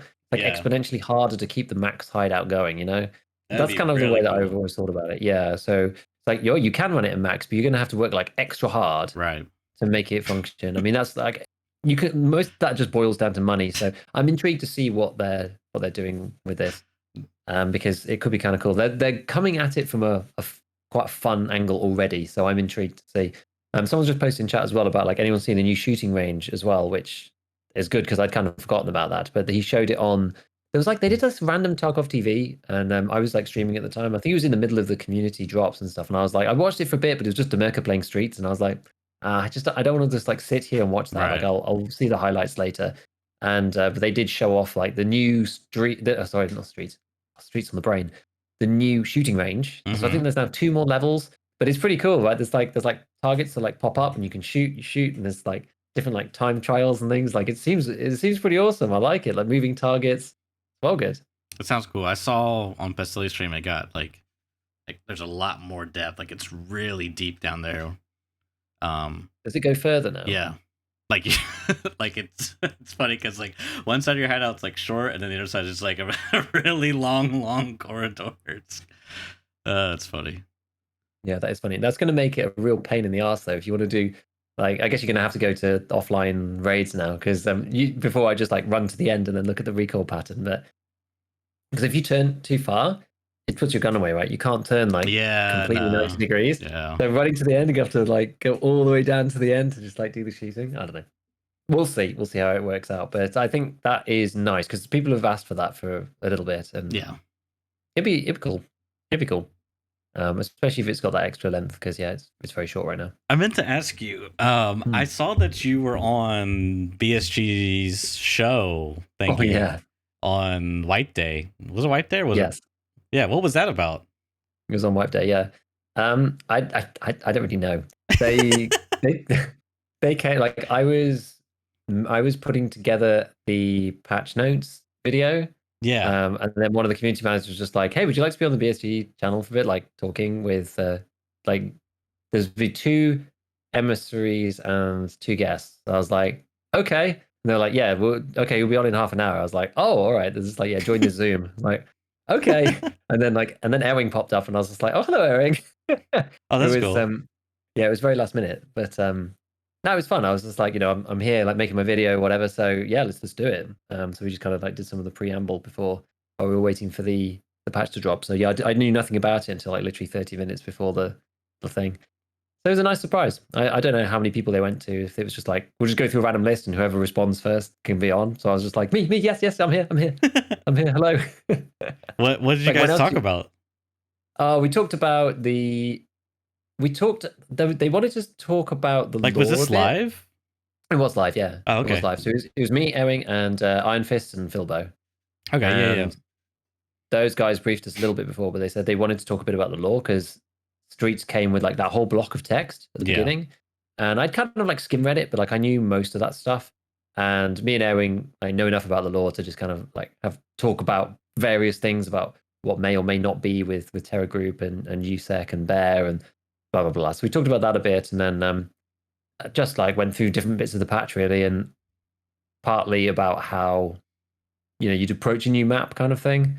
Because yeah, I mean, it's like for me, it's kind of like my directionality is not very good. So I was just like, I'm the best person to talk about learning a new map because I find it so hard. But yeah, no, it was fun. It was fun. So we just kind of like, I guess, filled the time. Yeah. Rather than just doing, because they were just doing community videos before that. It was like Junker stuff or FairTX or General Sam on for a while. So I think it was just another little segment to keep people entertained. But I was like, when are we going to get the opportunity to talk to like 10,000 people on Twitch? Like it's pretty nutty. It was quite funny actually to have like Twitch chat open and people just being like, who are these people? It's like so many of the Tarkov community that like only a portion of it is on YouTube, only a portion of it has ever seen my stuff. Like it's just it's funny, It's just a good reminder that the community is like much broader than just the content creator space, the YouTube space, whatever. Sometimes it's easy to forget, especially when you're so integrated with like Twitter and YouTube and all the videos people are making and the progression there, and Reddit or whatever. But these communities are kind of like loosely connected, and there's people in the middle who are sort of know all of it. But no, it was funny. It was good though. It was a good opportunity. I'm appreciative that they wanted to put me on there. It's cool. Yeah, it was cool. It was cool. So what else? I mean, I guess it's just like other random stuff. I found one of the underbarrel grenade launchers in Raid with a minus 35 ergo. My God, that reminds me of another video you posted with the was it you that posted the stats or was it someone else? Someone had a video and it had to have been you. I mean, I was like, this is a classic GigaBeef thing. Like, because I saw it. I saw the stars align. I was like, oh my God, you could put the underbarrel grenade launcher that reduces recoil. Then you could put the PSO night vision scope that also reduces recoil with the cannon sight. You could just have like the ultimate hip fire build with like minimal recoil of all these like yeah. Dude, it's like it's gonna be the best thing ever. You're gonna have the minimum hip fire build with a grenade launcher on it. It's true. It's gonna be sick. It's gonna be so good. So you'll be like, and the thing's going to weigh about 20 kilos, and it's going to be absolutely glorious. It's funny, man. I know, because you're going to get it's 8% recoil reduction on the underbarrel. So the opportunity cost you lose is the RK2 with 4 or 5. Oh, that's I think it's right. I 4. didn't even think about that. Yeah, so the handguard, so Yeah. the foregrip you do lose. So it's on balance like a swing of 4. But But that's a big deal, right? That's a big deal well, because well, I was pointing out, the lowest recoil. Actually, I think I'm not sure actually if I went and did that specifically. I sort of like alluded to it and mentioned, but I don't think I actually specifically went through. I'll find it here because I can't remember what the lowest, because I can't do it anymore because we don't have the all the parts, because I don't have the fleet yet, so I've not been able to unlock all the parts yet. So I'm going to go and have a look what the lowest recoil AKMN build was last wipe. What was it? Lowest recoil AKMN. So it used to be 37, right? That was with the RK2. Now this is assuming that the handguard splits in 2 and allows you to mount an underbarrel. I don't know if that's true. So you may also lose more by not having the meta handguard. That could be the case, but the AKMN is 188 recoil as a base. So if you do get another 4% recoil, that takes it down by another 8. So your vertical recoil is going to be 29. Jesus. Which is pretty mental. And you're still going to be able to use the canopy, presumably. AKMN, yeah. Man, that's really low. Lowest recoil AKMN was 37 with the night scope on. And you're telling me this would be 29. This is going to be 29 if you can do the meta handguard. Yeah, if you can do that. And maybe you won't be able to attach a suppressor. You may I don't know. Yeah, there's some questions there. But even still, that's there could be an interesting build, let's just say that.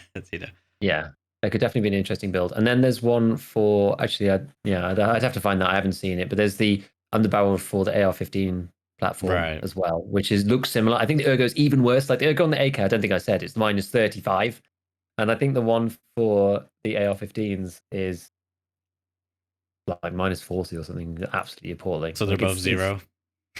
Yeah, they're just 0 builds. Here it is. M203 40 mil underbarrel grenade launcher, minus 41 Ergo, minus 10 recoil. Mm-hmm.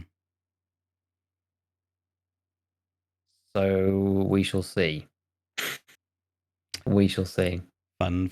So your meta build's going to be back, boys. But it could be different. Take 0 Ergo. Would have thought it would have been the underbarrel actually being used, but just the actual. Oh god, I can't wait to see what 3 months the game's gonna look like. It's gonna be great. I know. It's gonna be noob tubes all over the place. I was hoping. Well, I don't even think they're gonna be using them. I think they're probably gonna be too expensive to run. I think they probably try to like avoid that catastrophe. So, but I think people are gonna use the parts for the recoil reduction. Oh yes, you don't even have an aid in it. You just like exactly. We'll see. I'm on the Jesse train on this one, in that I really want them to put in, or they should have just put in like loads more utility nades, like have smoke nades and like loads of other stuff. That would have been cool. Smoke. That'd have been awesome, because then I would have actually, and make them like really cheap. So it would have been a reason to use them in in the utility format. And I think people would use it. Like having an underbarrel with a smoke on it would actually be kind of better than bringing smoke grenades in some ways. I don't know.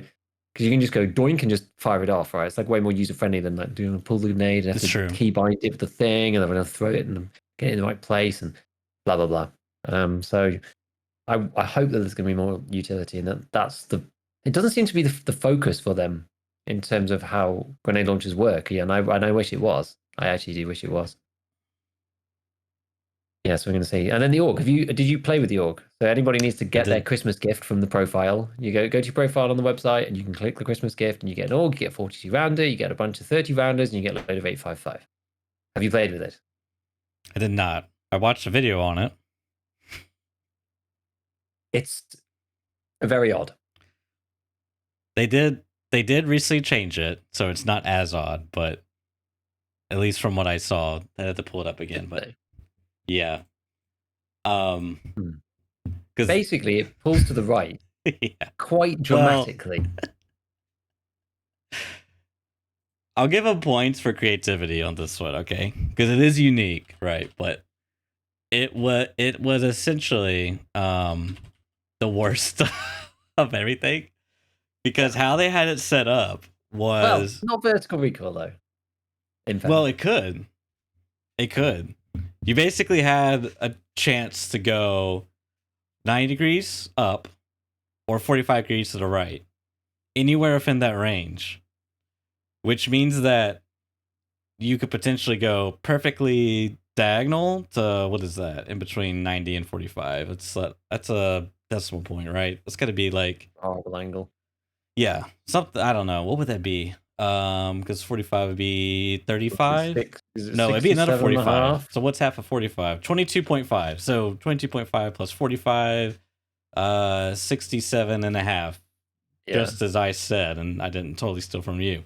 So you could go anywhere in between, and if you full autoed it, it would just literally, like, it could randomly bounce straight up, all the way to the right, and then all the way diagonal, like anywhere from that range. So it was basically impossible to predict anything.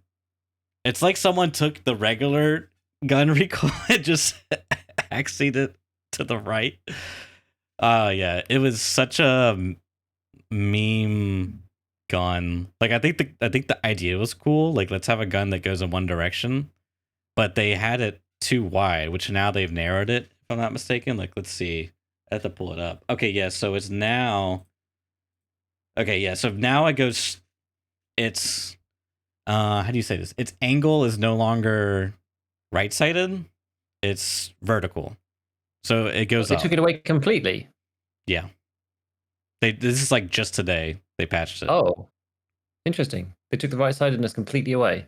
Yes, but however, it now has a 45-degree variance, left or right. So now it just can go completely sideways. Okay, so it had that before. But Well, that sorry. I should say completely sideways. 45 degrees. That would be 90 degrees. You need a 90 degrees of variance. It can go completely. It's the most exaggerated V we've seen thus far. I don't think any other gun has a 45. Except maybe the vector, the 45 vector. Not even the 45 vector. Is that 40? Oh no, you're right. Yeah, it is 40. It is 45. Yep. So it's on par with that with left and right. Yeah. I think that was the thing. It's as you were saying, right? If you've got the vertical recoil tilted over, and you also have exaggerated horizontal recoil, which, I mean, you can feel that, right? If you just go into factory and you just fire it, you can see the actual recoil is like quite flat. The vertical recoil, like you compare it to an MDR, it's like pretty flat, but it goes. The horizontal is like awful. But because you've got the tilt in there as well, it's like previously it's like, okay, well, here's my horizontal recoil, fine. It's going to be in this area, so I just have to like just try and control it and keep it on target. Here's my vertical recoil, so I have to pull it down and do the PMC thing. But now the horizontal recoil, like my vertical recoil has a horizontal component to it. So now it's a simultaneous equation where like not all the variables are like unentangleable. You know what I mean? Yeah. Because like my vertical recoil is now part of the horizontal recoil. That the horizontal recoil is already awful on its own. So now it's just terrible. Okay, well, that's interesting. I don't know. That's yeah, the horizontal recoils thing, it is pretty harsh. It makes it feel more like an SMG again, though. That'll make it feel more like the MCX, I think, in some ways, but without. Yeah, I see the cons, BSG, but I don't see the pros. You know, it's the same price as the G36, so I've been told, and the G36 shoots faster, if I'm not mistaken, and it has better recoil. Now, it doesn't have as good ergo, so I guess you could argue that's the upside, and it doesn't have as good return to center. So I guess you could argue that's the upside, but that's the thing. The auto control on the AUG makes the thing top out really quickly, and it makes it really, really flat. It's as good as the mutants. So yeah, it's exactly. Good. It's like 60 recoil with a really good auto control. So the spread pattern is like really low. But that's the thing. It's like it's more of a big circle then, I guess now. So it will only go a little bit up, but it's going to go all over the place sideways while it does that. You know, which I don't know, dude. That seems. Maybe we'll have to try it. We'll try it and see. Oh, yeah. I kind of wish I did get to try the OG version because it looks so bizarro world. Like there's nothing like this in the game, and it was kind of neat for that reason. But it was just like absolute garbage. I couldn't even like imagine trying to like someone's running. That's your worst nightmare. He's like running in a direction. A moving target, your worst nightmare. Yeah. Yeah, I died on streets with my org. Mm-hmm. That was the one where I got lower naped by BP on my 4th raid in. 762 BP, dude. Yeah. I was like, believe are you it. kidding me?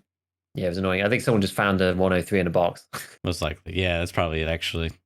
Yeah. But which was kind of frustrating. But yeah, I used it and died there. And I killed someone with one later, but then died to a scav, so I didn't get to take it out. What do you think yeah, it was rough. are the odds that they did some economical changes to like the BP, the mutants, etc.? I mean, I'm feeling very pessimistic about it and thinking like that they just didn't do anything to do that. Yeah, well, it's because I was also bummed they didn't change the recoil. Yeah. And we haven't really even talked about this yet, but I was also, I mean, we mentioned it, but I was also really bummed that they didn't change any of the starter quests. No quests on streets when we turned up.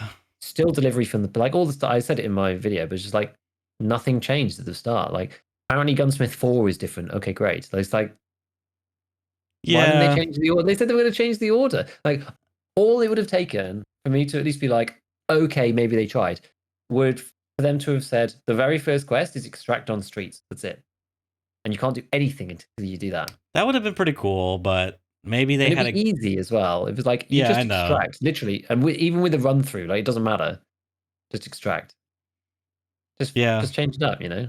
Maybe they had a good reason. Maybe they were worried people's machines couldn't run it. No, don't put everyone on streets first. No. Yeah. Or maybe there's an issue with like putting everyone on one map. Yeah, maybe that's probably the bigger issue. The thing is, I speculated about this. I was like, surely the server architecture that they have isn't like map dependent, right? They don't have like 20% of servers are for customs, 20% of servers are for reserve. So it shouldn't matter that everyone's on streets to begin with. Surely. But I would speculate that streets probably puts more network strain on everybody. Well, I guess I don't know about. It probably puts more strain on the server, I would think, because why is people rubber banding so much? And the only explanation I could think of is there's 15 player entities plus the P scavs loading at the start array plus the scavs already there. You know, I don't know, man. I'm not a networking guy. Someone way more.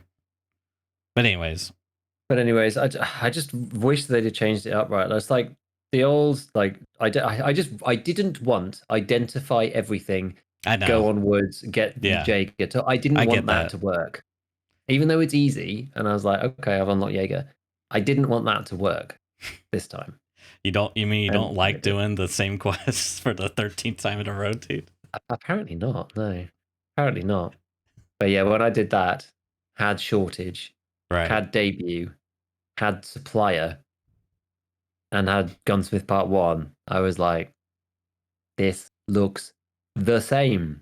Yeah. There's nothing different. But I think there's some stuff later on. There's maybe there's a very meme. I was gonna say maybe by early they meant like level 15 or something, you know. Maybe. But the first quest is so impactful. It's what people, it's the first impression of the new patch. But anyway, there's a very like meme quest, which I can't remember what it's called, but it's basically just like it's some weird quest. Like you have to get like it's like Jaeger's spicy sausage or something. You have to get like some sausage for Jaeger. I was just like, what even is? It's quite funny. I've heard lots of people talking about it, which is quite funny. But I think there are some later. Apparently there are some streets quests too, but they just come a bit later on. So I'm looking forward to that, to have a reason to play streets, because it's like we talked about before. It's kind of hard to want to go on streets when there's like I can't do anything on streets other than loot and extract, and it's incredibly hard to extract because everything's so open. And I mean, I did finally manage to get a card. It's like I had to like crawl along the map earlier. I did a streets raid actually just before coming on ScavTalk, and it took probably 30 minutes to go from. I started in construction, went to Concordia, and then crawled around the edge of the map to get to the extract. And unfortunately, the courtyard one was open because that's like the one that's not always open. It's like a green smoke extract. But man, it was hard. And I just had to like walk like 50 meters along the open street because there's literally no other way to go to like get down to the theater. And there's like scouts in the center. There was like 2 player scouts running around together, and I was like, proper like sneaking it like Metal Gear. I was like, I'm not going to shoot these guys. You know, I'm just going to wait and leave them because like one of them had a helmet. I was like, I had a VPO with the Pillad scope and EKO rounds, and I was like, if I shoot that guy with the helmet on and he doesn't die, Yeah. it's going to get really awkward really fast. And they were quite far away. But the problem is, like where I was, like I mean, I can't even really explain it properly now. But it's just like a big open street. But it's the bit there's like a sort of big vegetated like grass area in the center, and that's where all the scavs were. These dudes were running along my strip of like the actual paving area, and there's a paving area on both sides. It's like it's the bit that runs up to the like theater area. Yeah, I know the rough area. Yeah, and I was like, if I shoot this guy, and if I don't just go bang, rack, bang, and kill both of them, right? And all the AI scavs are also going to be coming after me. Like, where am I going to go? The only way I can do it is to go back all the way along, try and get down the other side of the street, and all the way back round again. I'm like, that flank is awful, equally as bad as this one. It's just like not this one, but I'm going to have to backpedal probably, and it's going to take me 15 minutes to just get around to where I am now, but on the other side of the street, because I'm going to have to cross like another. It's like it's just so open. It's like I got to cross this whole open street. Like, dude, I navigated across half of the map using the underground car park in Concordia. That was the only way that I could actually get through that bit, which was actually pretty good. So you can go like down one side of Concordia and out the other using the underground car park, and that feels pretty safe. But honestly, navigating around the map is just like it's just crazy. But yeah, so I managed to extract then, which was good, and I did the very very first raid that I did was also streets, and we like met a friend. We like were looting stuff. We were trying to figure out where the extracts were. He got buckshotted in the head by a scav. Ooh.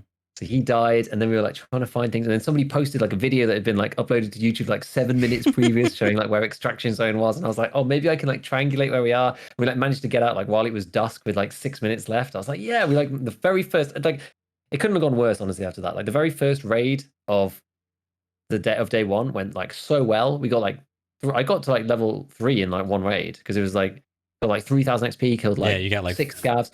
43 minutes. Yeah, I finished like the debut scav bit literally on that very first raid. Yeah. And killed PMC as well. I was like, man, this is sick. This is so good. I think what happened, like the second raid that I did, I went woods because then I had level 2, whatever. Because I had that anyway, but I was like, well, let's go streets first. Let's just try it. First raid, we have to try streets. Went woods. Oh, and this is what I wanted to talk about with the audio earlier. I forgot, but we'll mention it incidentally here. So airdrop came over. I was like, what is that? Is that an airdrop? No audio whatsoever. Yeah. So I was like, if there's no audio for me, I'm pretty sure there's going to be no audio for anyone else. Like, no one's going to even know that this thing landed. And I was quite near the edge of the map. I was kind of over by, it was the regular UN roadblock. And I was like, it's right in the corner. Like, no one's going to be here. So I just ran over to the airdrop, just looted the whole thing. I had like an MPX. I had like a whole bunch of stuff. Like, loads of things. You got so unlucky. You got the worst gun in the game. I was like, all I had was an M9 though, so I was like, okay, this is maybe okay. So I haul all of this stuff over, like get the Jaeger's letter, like leave out of outskirts, and chat's just like you're basically the only person playing Tarkov right now. Because I was in that raid for probably 35 minutes or something, like 35 minutes.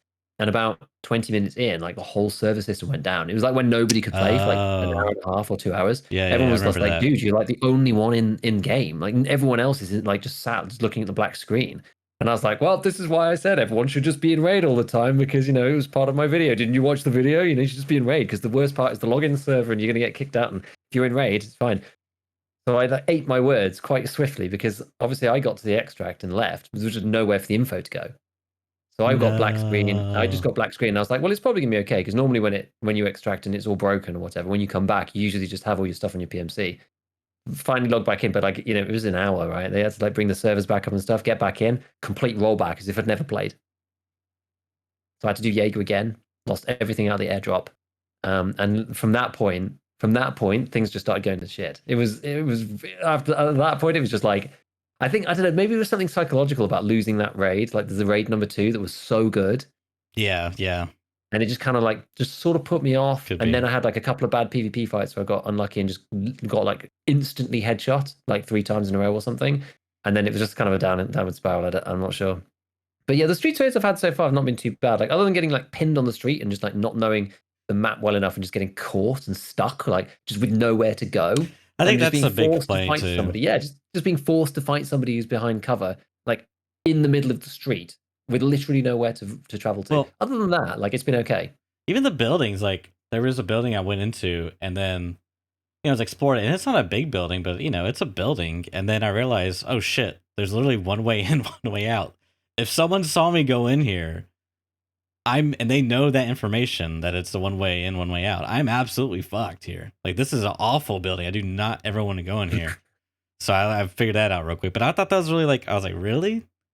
One way in, one way out? Like I can't jump out a window? There's not I don't know, but yeah, there's it took me ages to figure because the door, the very first streets raid, the very first raid, it took me it was like an escape room. Like me and chat trying to figure out how to get out of this room. And there was one door which is it was a door that we've never seen in Tarkov before. And I don't know whether I'm not sure. I think maybe I went over to it and it didn't trigger or something. And I was just like, guys, how do I get out of this freaking room? And it wasn't very big. There was quite a lot of loot in there. And so I was looting all the stuff and I was just looking around and I was like, okay, well I can't jump out of here. Can't the open one where you this. spawn, there's a red duffel bag at your feet. I think so, yeah. And it's kind of like a yellow lit room in the sense, the lighting. I think so. Yeah. There's two rooms. There's a slightly bigger room, just a shop front, and then there's a back room. I think there's in there. Yeah. I was like, how do I get out? This place is tiny. I was like, is this bugged?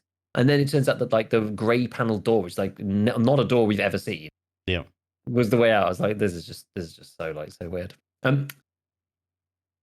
Changing topic completely. Did you see any of the arena leaks? The pictures I did. that you to put from arena. What are you thinking? What do you think?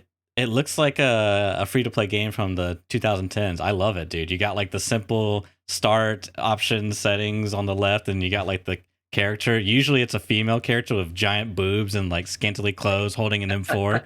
But this is, it's I like it. It looks I don't know. It looks interesting. I really was intrigued by the loadout screen with the currency and stuff. I mean, yeah, I'm not excited for the gameplay, but I mean it could be interesting. Yeah, we're gonna have to see. I mean, it doesn't tell us enough yet. As to what, but we can see the 3 locations on the map, and it's going to be this whole standalone game. So I'm hoping that it'll feel a bit more polished because I'm just hoping that this is kind of I know it's not Tarkov again, but it's almost like Tarkov 2 because they've been allowed to build it from the ground up with learning all the harsh lessons that they've learned themselves. Sure. Yeah, I see what you're saying. Fundamentally, it's all going to come down to the network and the audio and that kind of thing. But I'm hoping that because they were allowed to start again with this, then it's going to be a much cleaner build from the first off. And it's a much smaller scoped game too, right? It's way smaller in scale. Yeah. So they can hyper focus on those things in particular. We'll see. But it looks cool. I like the look of the menus. I like the look of different classes. I think it'd be kind of fun. It's very team orientated, which is kind of interesting. I don't know, you just can be thrown into random teams. I guess it'd be like playing solo queue, CS or whatever. But yeah, I don't know. I've always used to think Arena was going to be a map within Tarkov. I don't know if that was something I planted in my head or something that was said at one point, but I guess. Anyways, to fast track my story, I just kind of feel like it's a bit like Tarkov asset flipping in a way, but again, it is in some ways. Yeah, it is. I mean, it is, and it kind of has to be, but it's not as extreme as Overwatch 2. But I don't know. It's just we'll see. Honestly, I could probably tolerate the inconsistent audio and even not great network. If we got the same networking, it would suck. But if the recall is the same Giga, it's just I can't see myself playing it like a little bit. But yeah, I don't know. I don't think it's going to be anything that I'm going to be super stoked for because I'm already not super stoked for Tarkov without RPG, mechanics, if you will. You know what I mean? Yeah, I do know what you mean. But screenshots looked really cool. The UI cool. And everything looked. I thought it looked cool. It looked interesting. I wonder whether they're going to have the scope to change the recoil away from the base game. I don't know if that's even an option. Yeah, which is the other thing is would you even I feel like the arena crowd may prefer either no inertia or inertia light. but is that even like on BSG's like agenda? You know what I mean? I don't even know. Yeah. I don't know. No clue what to expect from that. Yeah, it's definitely gonna be interesting. But I think they said that it's gonna be testing soon. Like he was nearly gonna show us a trailer, but it wasn't like a teaser, but it is not quite ready enough for him to do that. So it sounds like it's pretty close to being tested, which is exciting at least. And then we'll get to see what it's like. Mm-hmm. Yeah, I'm looking forward to giving it a try. Looking forward to giving it a try. It'll just be good to get more practice in just PvP without. And I hope you can just do like random kits. That there's a throwaway mode. I did actually see that there's ranked and unranked on there, which I was like, that's kind of cool. Yeah, like if you just want to like that. sweat it out, yeah. If you just want to sweat it out and play ranked, that's fine. But if you just want to play unranked and chill, then that's also okay. I think that's good. Like I can't imagine myself playing like a ton of ranked and getting like super high up the levels. Whatever. Well, who knows? Maybe I'll get hooked. I don't know. But I can see myself playing unranked in like off time or. You're just having like a bad time in normal Tarkov, and you're just like, okay, let's just play some arena. We'll just like chill out, play with some different builds. Just have a go with some stuff. So yeah, we'll see. We will see. All right, I got one last quick thing. Yeah, and I promise it's not a trick question, but why should I play this wipe, Giga? I want you to convince me. It's all on your shoulders, Giga. Convince me to play this wipe, dude. This wipe is the first wipe that we've actually had proper community-driven exploration of features of the game, like with the hideout wall, the wet wall, Church. The wet wall. You got to play for the wet wall. Okay. You got to find out what happens with the wet wall and the Lightkeeper, of course. But the wet wall is much more important. Wet wall, dude. That's a tongue twist right there. I wanted them to do this kind of. I didn't like the wet wall. Obviously, I didn't predict, but I wanted them to do this kind of thing where the community's all in it together at the same time to do something overarching that's we're exploring some kind of like secret or there's something coming. I don't know. I want them to do more of this stuff, and this is the first one that they've really done that. Well, they've done it before a little bit too. I just can't think of off the top of my head. There's been stuff like that in the past. You probably know. They did. I mean, they did the Lightkeeper money thing, but that was such a flop at the end because they delayed him. But that was cool, But it was the Halloween event where the moon came over that one time. Yeah, that they did, which was fun. But someone in chat said Lightkeeper's in the wall. It really tickled me. Lightkeeper's just like just peeing on the outside of the hideout. He knows you're in there. Mop up Lightkeeper's urine with your fleece. That was the other thing I saw was somewhere on streets, there's a hole in the wall, and it looks like similar level detail to the hideout. And I think there was like a door that resembles like the Great Door. Like, I don't know. Some people were kind of like speculating that that's like, future. That's how you get to your hideout. But I don't know. Yeah, so you got to play. You got to play for Lightkeeper taking a leak in your hideout, Church. That's what you got to play for. All right. Well, that's a good reason, dude.